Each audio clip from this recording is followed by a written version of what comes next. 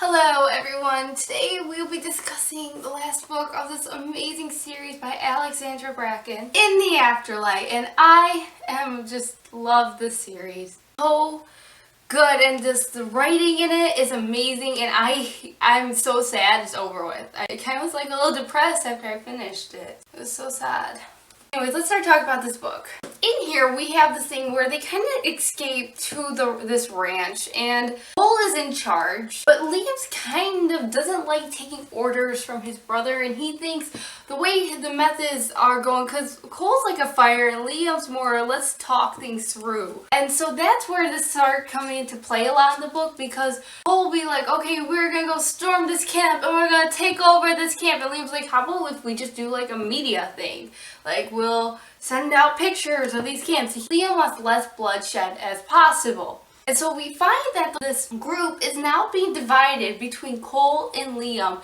And most of the kids are actually going more towards Liam's side. The only problem is Liam did not know through half this book who Cole really is. So he kind of, Liam, I think, has this mentality that he doesn't understand us. He doesn't know anything. So I don't think we should do it like this. But then Liam finds out Cole's right, and then we start seeing their ideas merge together and start working more together. In this book, there's so much back churning on each other, and I think some of it's also because it's the last book and something big is happening. They're going to storm Thurmond, and it's going to be huge. And so Ruby starts turning her back on her friends. She's not telling them everything. She's kind of keeping it a secret. She's starting to become really good friends with Cole because they're kind of both in on this. They're trying to work together. But she's also turning her back on Liam, Vita, Chubb, Zoo, everyone who basically matters to her. But we find Zoo. I love Zoo. She's like so adorable. And then she starts talking in the interview because she gives up her fear, and I'm just, oh my gosh, I love those scenes. I love that scene. Zoo is an awesome character. There was a scene, I kid you not, I read this at 12 a.m. in the morning, and I'm reading this scene, and I basically just start bawling. I don't even know why. I just start bawling my eyes out, and that is when we find out Cole died. I think it's no.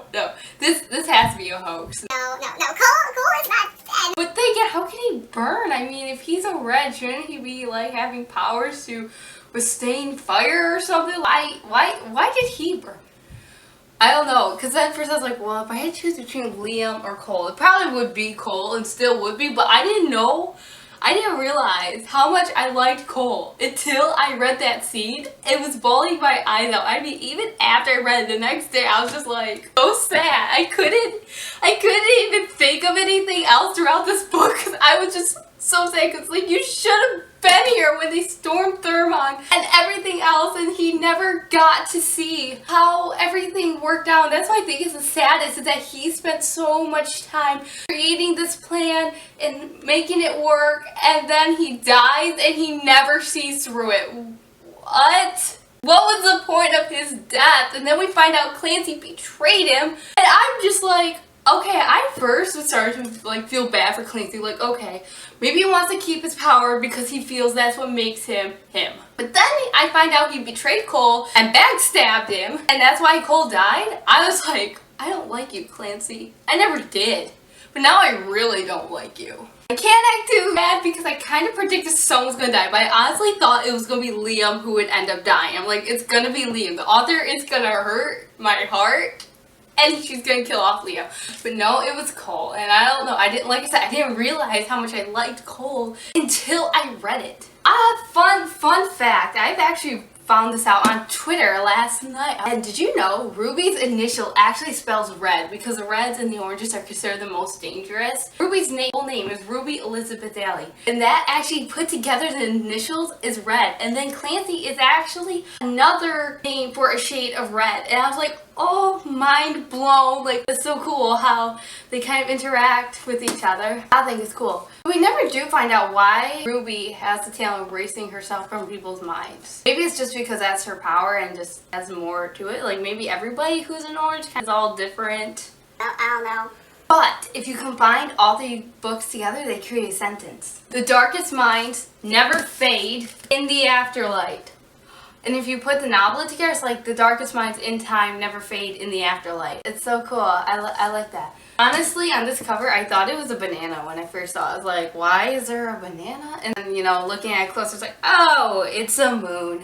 But inside, there's these road signs. I never actually knew about the road signs until this book.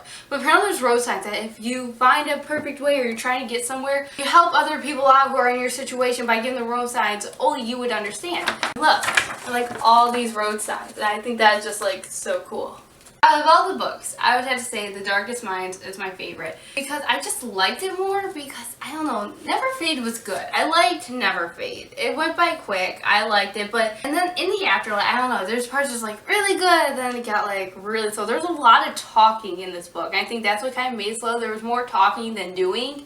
Even though, yes, you needed all that talking to set up to the end, but I felt like there was just so much talking. It was like nothing was happening. I don't know, The Darkest Minds was, I think I liked it more as one because it was the first book, so you're setting up the world, so you're finding out, you're discovering these characters, and it was like a road trip type thing, and I loved it. I love The Darkest Minds. And probably because I probably had the best memories associated with that book. The time I was reading it, I was going through some really nice times in my life, and that's probably why I like The Darkest Minds the most. But like in this book though, Liam just gets better. I mean, Liam is like bae.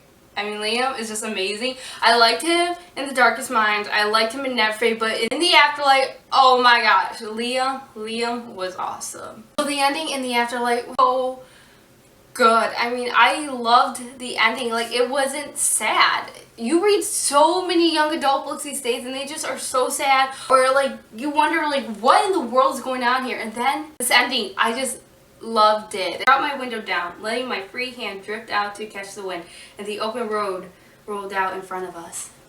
It's so cute because now they're like finally normal teenagers and they're all listening to the classic rock music, and it's just amazing.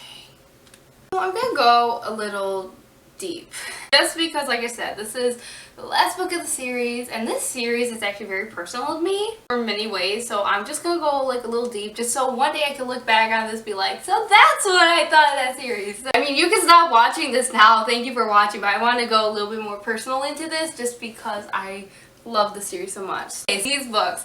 I started reading The Darkest Minds during one of my best summers I have ever had in life. Like, it was the best summer. Like, dream up the perfect summer, and that's what that summer was. And I loved it. And I was also going through a very like shift in my life. Like, I was like, I don't know what I want to do with the rest of my life. Like, I was going into my senior year of high school and I didn't know what I wanted to do with my life still. And I know that's very normal for a lot of people to not know what they want to do, but for me, I had to know what I wanted to do. I had to somehow figure out. I had no idea what I wanted to do. And so I was just like reading this book, and it was actually in the middle of reading this book I figured out what I want to major in. Like, just like that. That's what I want to major in. And then in Never Fade, when I was reading Never Fade, I actually visited the college I wanted to go to that had my major. I visited the college I wanted to go to a major, and I just fell in love with this college, and like I said, I was reading Never Fade during time. And then in The Afterlight, I'm currently in the transition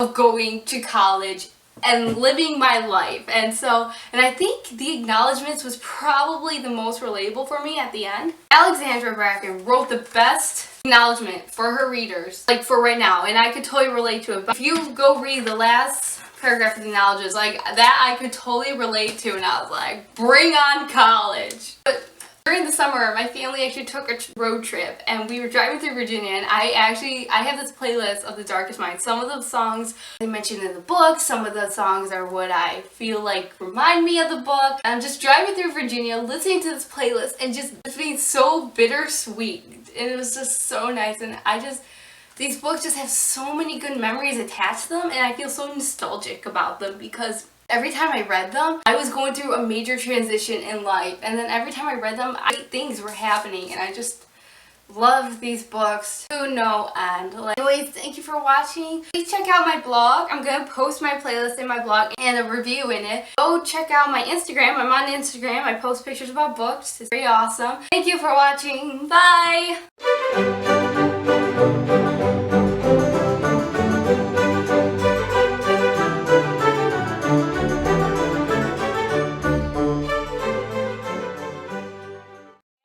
Take a road road trip one day because I mapped out all the sites that they mention in the Darkest Mind series, and I plan to take a road trip and visit all those spots while listening to my playlist.